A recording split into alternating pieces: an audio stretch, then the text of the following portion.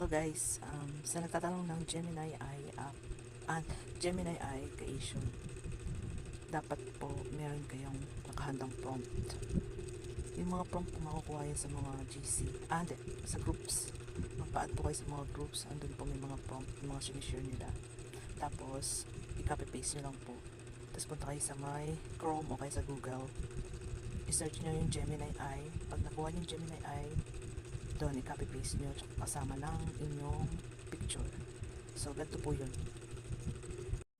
So ito yun guys, yung punta kayo kay Google, search nyo Gemini Eye or sa Chrome. Yan. Kailangan may prompt na kayo naka copy paste. Yun, tapos pwede nyo siyang i-create message, deep research. Ayan, meron na ako. Tapos, buray nyo lang yung hashtag nila.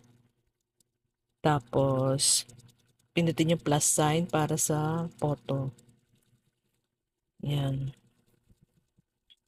Yan ang gagawin nyo. Para, yan, hanapin nyo lang yung photo. Pag nakapili na kayo ng photo, sorry kasi, matagal ako maghanap ng photo. Yan. Pagka nakahanap na kayo, mag-generate yan siya. Tapos punta kayo dapat sa may mga groups. Meron doon mga sinishare nila ng mga picture. Tapos merong mga prompt. I-copy paste nyo lang. Yan.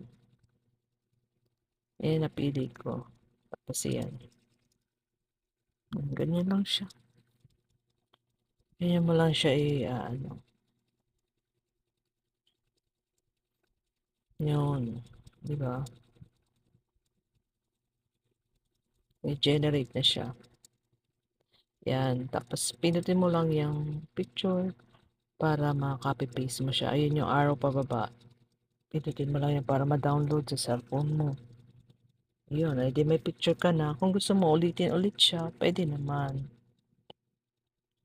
Ulitin mo ulit kung gusto mo. Ibang design naman yung ibibigay niyang background sa iyo. Pero minsan parehas lang. Tapos parehas din yung image. Depende sa ano niya siguro. Pag walang mga ganong gumagamit. Kasi minsan the server is busy. Ganon nangyayari minsan. Pag maraming gumagamit. Yan nag-ask ulit ako sa kanya.